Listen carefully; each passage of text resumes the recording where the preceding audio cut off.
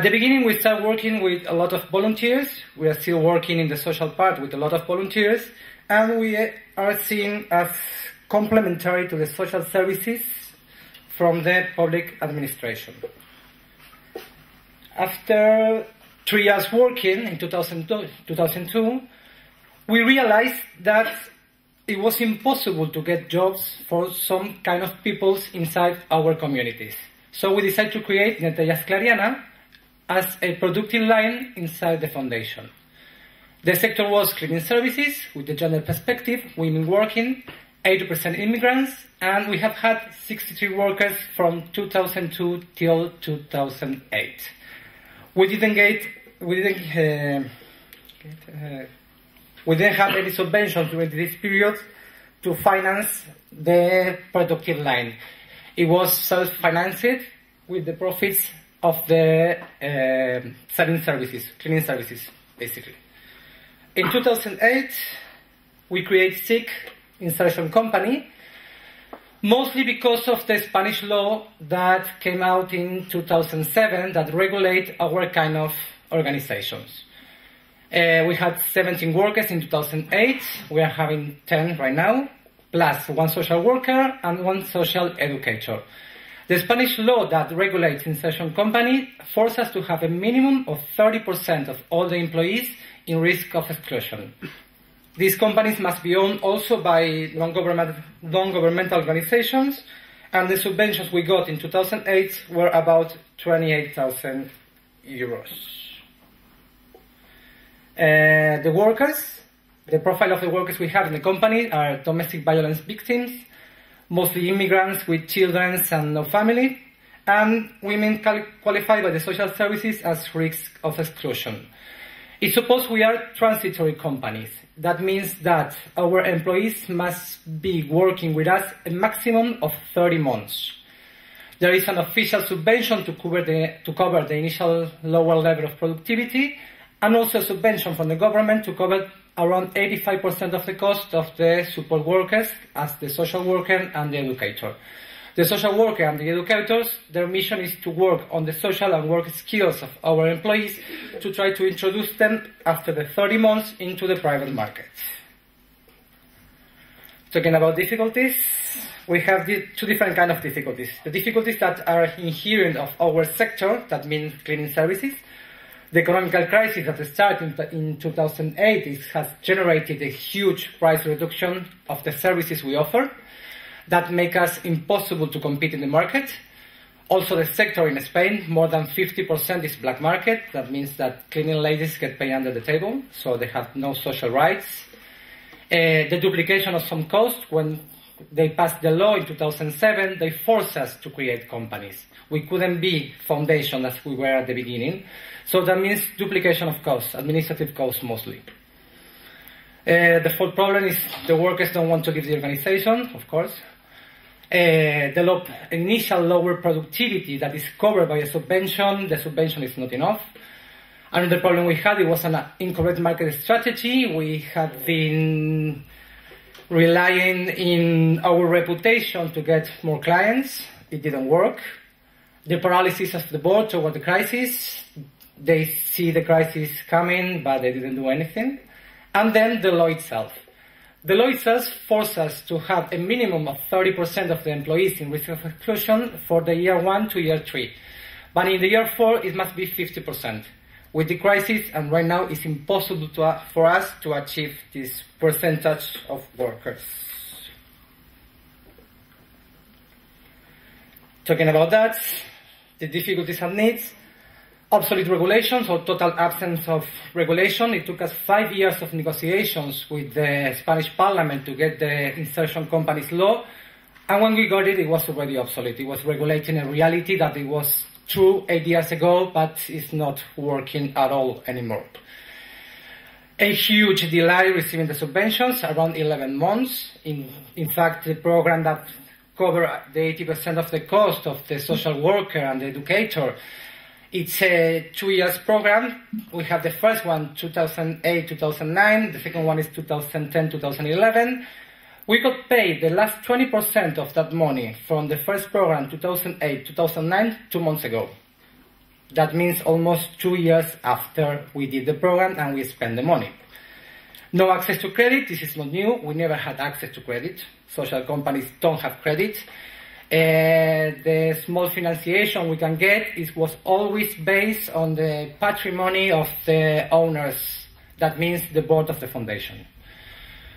We need a social bank to finance social enterprise with a European perspective. That means we need European funds that who can be canalized to the social enterprise. No access to public contracts. We need a market reserve for social enterprise.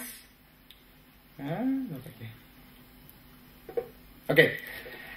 No access to public contracts. In fact, in Catalonia, we have this regulation a few years ago that there is this kind of market reserve of around 7% of all the minor contracts for the administration that goes for social enterprise. It's not working. Because then the guarantees that they ask us to be providers of the administration is impossible for our organizations and for the size of our organizations to achieve those guarantees. Need for regional development agencies specializes in social enterprise with a local and regional perspective. All the places where we can go to get like support, consulting support, they are specialized in private companies. They don't know how we work, they don't know what we do, they don't know nothing about us.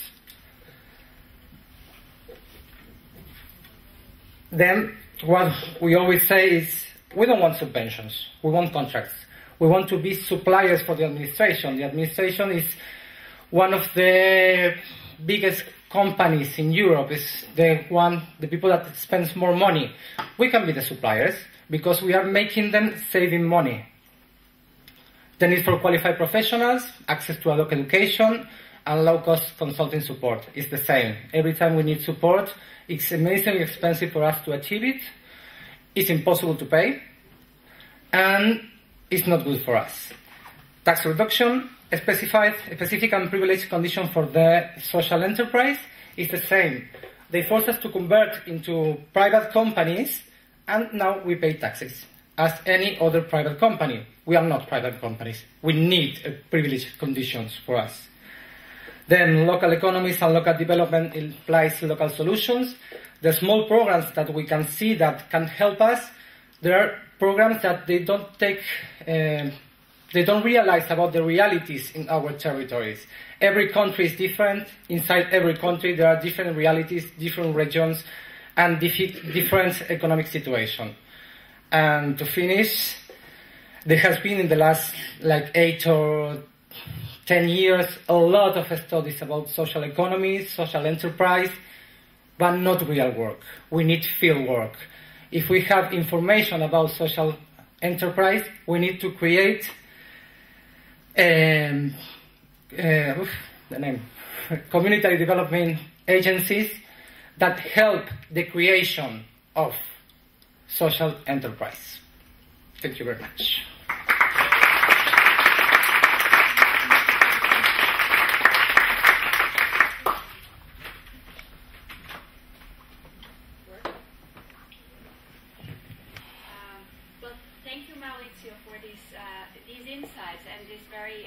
Shaking us up a little bit. We really need that. You also emphasize the locality of the problem, but also of the solution. So there is no better transition than to turn to Lisbeth, who will offer a regional perspective.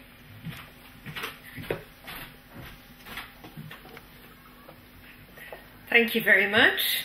I indeed heard a lot of bells ring in your presentation. And I wrote down some specific recommendations. I think we kind of sensed some of them already, but it's very good to hear them concretely from your side. I come from DG Regional Policy, and I work for the Unit for Thematic Coordination and Innovation. And I will talk to you from this innovation perspective, as I have seen that you also have worked on this innovation potential in the SELUSI project. The title of my presentation is Regional Policy and Social Enterprises. Now, A first word of warning: there is no general awareness or acceptance yet that these two really belong together. It's starting, there's a growing awareness, but it's not general, as you will have noticed in your works as well, that there is this clear interlinkage between generating economic value and social value. But we are very much in the process of going in this direction of really making clear that this generating social value is also important in the context of regional policy, and that social enterprises particularly have a role to play. And this, of course, is all linked with the EU 2020 strategy, where the social and the inclusive aspect of Europe is much more present than in former strategies, with some clear targets in that sense as well, like school dropouts and employment rates, etc. Now, second word of warning: I have 14 slides, which is far too much for a 10-minute presentation, and it means I will go through some of them very quickly, just to give you a flavor of smart specialization. I will explain a bit later on what it is. I won't go into detail of smart specialization, but if you then, I suppose the presentations will be made available to the participants, then you can read through them again and analyze it in a better way. The first slide has a lot of small dots. It is just a graphic way of showing that the more you innovate, the more and the better you grow. You can go to the next slide. And that the level of smart growth and innovation in Europe is very diverse. And one of the key roles, the key role of regional policy is to have the lagging behind regions come more on board and get more competitive and get more social cohesion as well. These are some sentences about innovation, just to show you that from the innovation field there is also this growing conscience that it is not all about R&D, not all about technology, and that there is a lot of elements where social innovation in general and social enterprises in particular can fit in and can play a role in the whole innovation business and innovation strategies of regions in particular. There is also this evolution that the users, the citizens, etc., play a growing role in innovation processes, in the economy in general, also in traditional businesses. ICT has realized this pretty early with user-led innovation, but also in the services that you have been focusing on, in the care business, etc. This is a growing trend.